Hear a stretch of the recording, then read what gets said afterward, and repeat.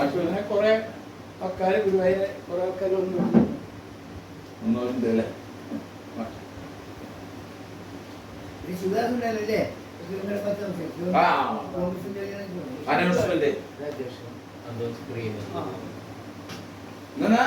ദിവാരായിട്ടിരിക്കുന്നു. അല്ല കണ്ടിരുന്നോളൂ. ഇരിക്കോ ഒരാൾ വേണ്ട. ചെയ്യപ്പെടുന്നത് ഗുരുവായൂർ ക്ഷേത്ര അഗ്നിബാധയെ സംബന്ധിച്ചാണ്. ക്ഷേത്ര അഗ്നിബാധയ്ക്ക് ശേഷമാണ് ഗുരുവായൂരിന്റെ വളർച്ച ഉണ്ടായിട്ടുള്ളത്. അപ്പൊ അഗ്നിബാധ നേരിട്ട് കണ്ട് അതിന് അത് അഗ്നി അല്ലെങ്കിൽ തീ കെടുത്താൻ സഹായിച്ച കോമത്ത് നാരായണ പണിക്കരുത് അതിൽ പങ്കെടുത്ത ദിവാകരേട്ടൻ, അന്നത്തെ ഹെൽത്ത് ഇൻസ്പെക്ടർ, അന്ന് ഹെൽത്ത് ഇൻസ്പെക്ടർ തന്നെയാണ് അല്ലെ, അന്ന് ഹെൽത്ത് ഇൻസ്പെക്ടർ തന്നെയാണ് ദിവാകരേട്ടനുണ്ട്. മാത്രമല്ല നമ്മുടെ ഗുരുസ്വാമി, ഇത് നമ്മൾ പലതവണ ചർച്ച ചെയ്യപ്പെട്ടതാണെങ്കിലും മറ്റന്നാൾ അതിന്റെ ഒരു അനുസ്മരണ ദിനമാണ്. അപ്പൊ അതിന്റെ ഭാഗമായിട്ട് നമ്മൾ ഇന്ന് ചർച്ച ചെയ്യപ്പെടുകയാണ്. ആരാധന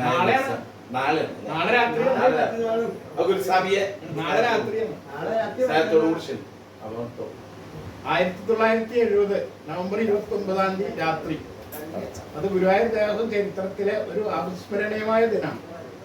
ഗുരുവായൂർ ക്ഷേത്രത്തിലുണ്ടായ വൻ അഗ്നിബാധ അന്ന് വാസ്തവത്തില് ഒരു ഏതാണ്ട് 1-1.5 മണി സമയത്താണ് ജനങ്ങൾ അറിയുന്നത്.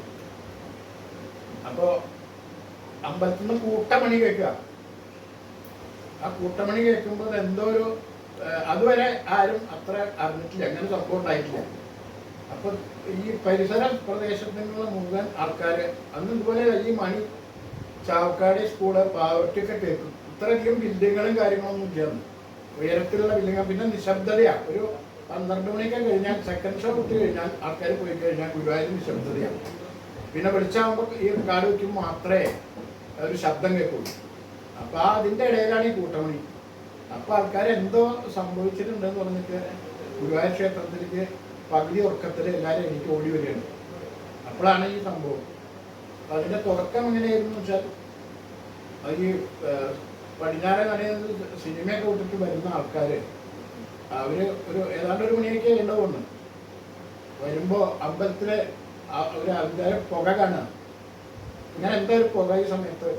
അപ്പൊ ആദ്യം അവർ തെറ്റിദ്ധരിച്ചത് അമ്പലത്തിന്റെ ഉള്ളില് ഈ പുലർച്ചെ ഭഗവാന്റെ നെയ്പായസം ഉണ്ടാക്കാൻ വേണ്ടി നമുക്ക് ഗുരുവായൂർ കയറി അടുപ്പ് വെച്ചിട്ടുണ്ട്. അപ്പൊ അതിന്റെ ഒരു പുകയായിരുന്നു. അപ്പൊ നോക്കുമ്പോൾ അത്ര സമയമായില്ല, 2 മണി കഴിയണം ഗുരുവായൂർ കുളിക്കാൻ, എന്നാലും ശുദ്ധാവുള്ളൂ.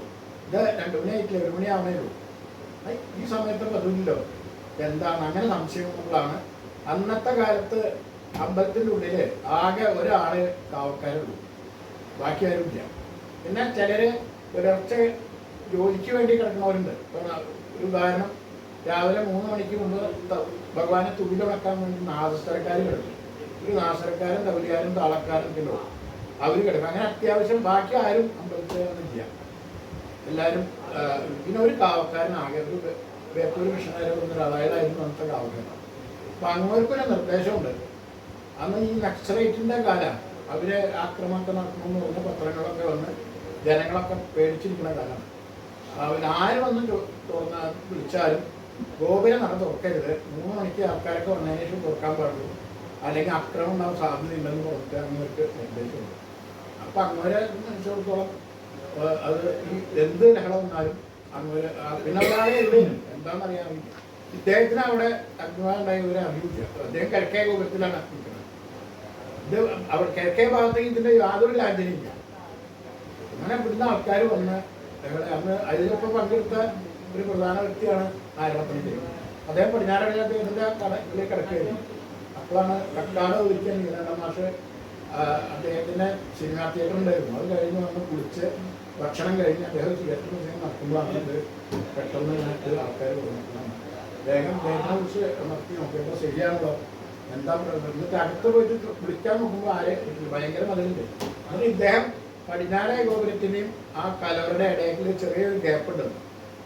അതിന്റെ മുകളിൽ കൂടെ കയറി ചാടി അദ്ദേഹത്തിന്റെ കാലിന് പരിക്കുണ്ട്, അത് ഇപ്പോഴും കൂടി മാറിയില്ല. അന്ന് അങ്ങനെ ചാടി അടത്തി എന്ന് വിളിച്ച് എന്നിട്ട് മണിയടിക്കാനൊക്കെ സാധിച്ചു. അങ്ങനെ ആൾക്കാരെ കൂട്ടിയ ആ ആൾക്കാരുടെ ആദ്യത്തെ ആ പ്രാഥമിക ആ സംഭവത്തിൽ പങ്കെടുത്ത ഒരു ദൃക്സാക്ഷി കൂടിയാണ് നമ്മൾ പഠിക്കുന്നത്. അങ്ങനെ ആൾക്കാർ വന്ന് മണിയടിച്ച് കൂട്ടമണി അടിച്ചപ്പോൾ ജാതി മത ഭേദമില്ലാതെ എല്ലാവരും അമ്പലത്തിലേക്ക് ഓടി. അപ്പോൾ കണ്ട കാഴ്ച ഈ ക്ഷേത്രത്തിൻ്റെ നാലമ്പലം വിളക്കുമാടത്തറയുടെ ഈ തെക്ക് പടിഞ്ഞാറേ മൂലയിൽ അവിടെയാണ് അതിൻ്റെ ഒരു സ്ഥാനം. അത് കത്തി നിൽക്കുകയാണ്.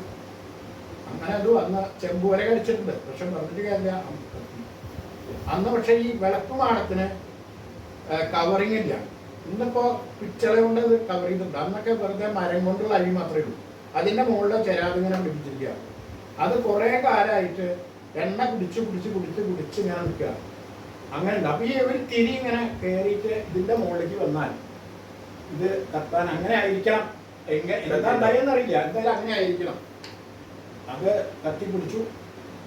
അപ്പോൾ അതിൻ്റെ ഉള്ളിലേക്ക് ഉൾഭാഗത്തെ മരങ്ങളാണ്. ഇതിൻ്റെ മേത്തയുടെ ഉൾഭാഗം മരം, പുറത്ത് ചെമ്പൽ ഷീറ്റ്. അപ്പൊ അകത്ത് കത്തി കഴിഞ്ഞിട്ട് ഇത് ഒന്നിച്ച് ഇങ്ങനെ മലക്കുക. അങ്ങനെയായിരുന്നു. അപ്പൊ നമ്മൾ പുറത്തൊന്നും തീ കാണില്ല, പെട്ടെന്ന് ഈ സാധനങ്ങൾ വരും. അങ്ങനെ അവിടെ വന്ന് കൂടിയവരൊക്കെ കൂടി വെള്ളം കൊണ്ടുവന്നു, കുറെ മണ്ണ് കൊടുന്ന് എറിഞ്ഞു നോക്കി. അതുകൊണ്ടൊന്നും ശമിക്കുന്നില്ല, അതിങ്ങനെ കത്തി പടരുകയാണ്. വയറിങ്ങനെ വിളിച്ചു, കുന്നംകുളത്തുള്ള വയറിങ്ങനൊന്നും ഇല്ല, അവർ വേറെ വഴിക്ക് പോയി.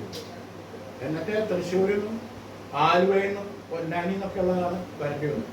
അവരോട് എത്തിയപ്പോൾ വീണ്ടും 1 മണിക്കൂർ കഴിഞ്ഞു. അപ്പോഴേക്ക് എന്താ വെച്ചാൽ ഈ കത്തി തെക്കേ നട തടപ്പള്ളിയുടെ അവിടെ നിന്ന് ഇങ്ങനെ കത്തിയിട്ട് ഇങ്ങനെ തിരിഞ്ഞ് വന്ന് വടക്കേ നടയിൽ അവിടെ എത്തി.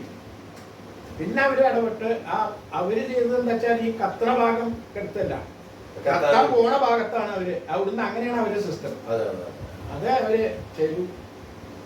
ഒരു പുലർച്ചെ ഒരു 6, 7 മണി 8 മണിയിലോ അപ്പോഴേക്കും ഒരു 6:30 ആയപ്പോഴേക്കും നിയന്ത്രണാതീതായി.